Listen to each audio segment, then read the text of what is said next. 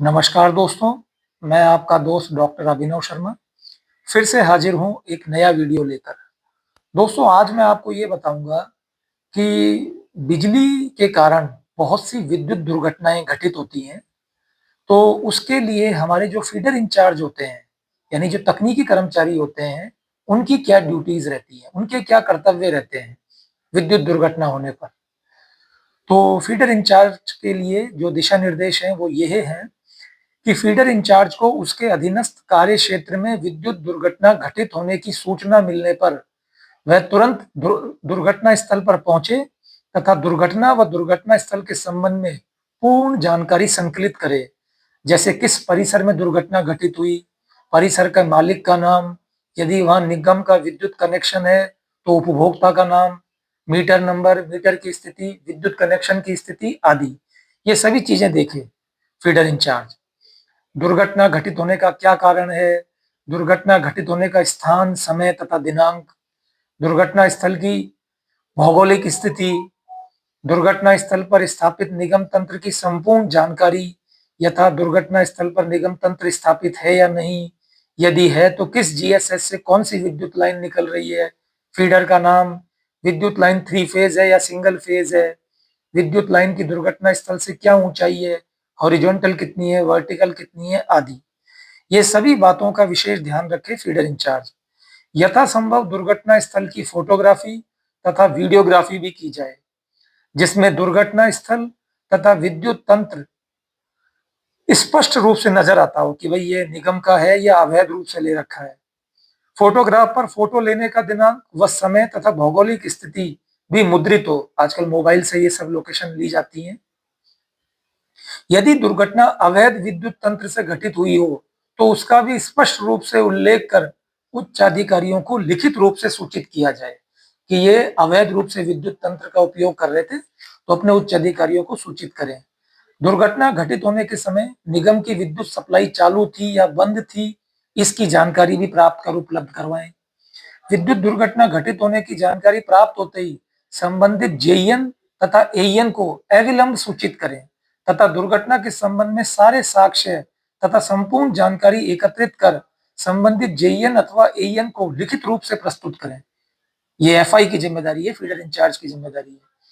Feeder incharge द्वारा लिखित रूप से परमिट टू वर्क प्राप्त किए जाने के उपरांत ही विद्युत लाइन या विद्युत उपकरण का कार्य प्रारंभ किया जाए एवं कार्य समाप्ति के बाद परमिट टू वर्क लौटाने के पश्चात ही विद्युत लाइन चालू की जाए। किसी भी लाइन या विद्युत उपकरण पर कार्य करने से पूर्व जेईएन, लाइन पार्टी इंचार्ज अथवा फीडर इंचार्ज द्वारा लिखित रूप से परमिट टू वर्क अवश्य प्राप्त किया जाए। यदि अपरिहार्य परिस्थिति में लिखित रूप से शटडाउन प्राप्त करना संभव न हो तो व्हाट्सएप या एसएमएस के माध्यम से प्राप्त किया जाए एवं शटडाउन का विवरण व्हाट्सएप ग्रुप में अपलोड किया जाए।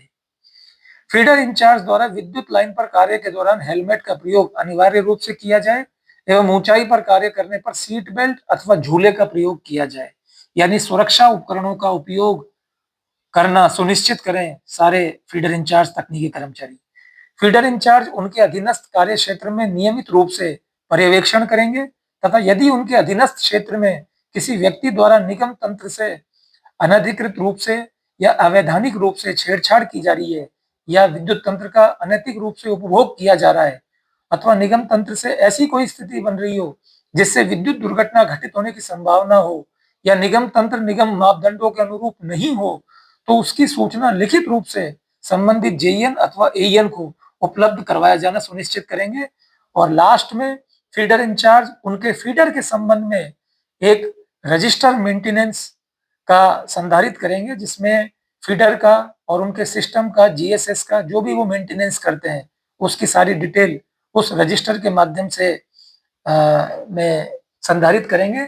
साथ ही वहाँ के जो लोकल कोई जनप्रतिनिधि हैं, मान लीजिए एमएलए हैं या कोई सरपंच हैं या कोई वार्ड मेंबर है, पार्षद हैं, उनसे वो सत्यापित करवाना भी सुनिश्चित करेंगे कि आज इस लाइन की मेंटेनेंस की गई या जीएसएस का मेंटेनेंस किया गया। तो दोस्तों, ये मेरा वीडियो था विद्युत दुर्घटना को लेकर कि फीडर इंचार्ज की क्या-क्या जिम्मेदारियां, ड्यूटीज रहती हैं। अगर फीडर इंचार्ज तकनीकी कर्मचारी इन ड्यूटीज को भली भांति उपयोग में लेगा और परफॉर्म करेगा तो निश्चित रूप से विद्युत दुर्घटनाओं में भी कमी होगी और विद्युत दुर्घटना होने पर यदि मुआवजा मिलना चाहिए तो मुआवजा मिलेगा आम व्यक्ति को, और अगर नहीं मिलना चाहिए तो नहीं मिलेगा, जिससे कोर्ट केस में भी जो हमारे लिटिगेशंस बढ़ रहे हैं वो भी कम होंगे। नेक्स्ट वीडियो में मैं जेईएन की क्या ड्यूटीज है उसके बारे में बताऊंगा। वीडियो अच्छा लगा हो तो लाइक कीजिए, शेयर कीजिए और चैनल को सब्सक्राइब करना ना भूलें। Thank you.